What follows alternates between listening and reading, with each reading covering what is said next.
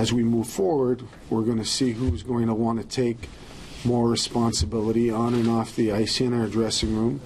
And I'm anxious to see that. I'm anxious to see who is going to step up in a leadership role.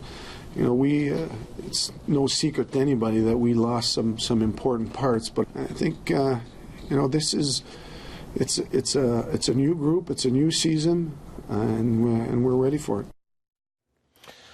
It's going to be interesting to see who's next in the line of captains. No doubt some big shoes to fill when you look at the names on this list. Out of training camp today are Kerith, Burke with Pat Leonard of the Daily News.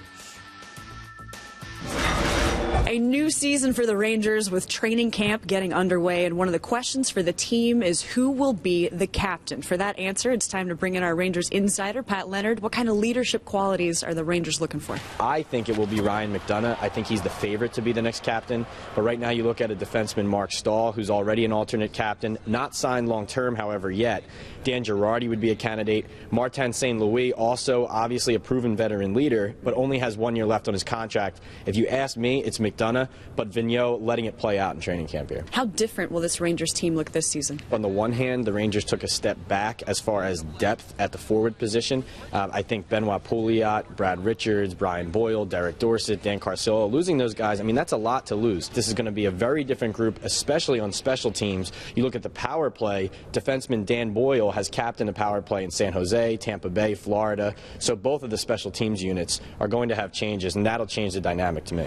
And this was a team that reached the Stanley Cup Finals last season. How scrutinized, Pat, do you think the start of this season will be? Fans were a little more patient, and so was Vigneault at the beginning of last year, because they were working in a new coach, a new system, and all of this travel during training camp in the preseason while the Garden was under renovation. Now, however, they don't have those excuses. And one interesting thing I thought Vigneault said was that even though there were certain dynamics that worked last season, he's going to allow potentially new lines, new chemistry to form, but he expects that his familiarity with the team and the talent and these specific players for the team to start better in year 2. Changes are coming. We'll see if there'll be a playoff team again this season. Our thanks to Pat Leonard, our Rangers insider. Back to you in the studio.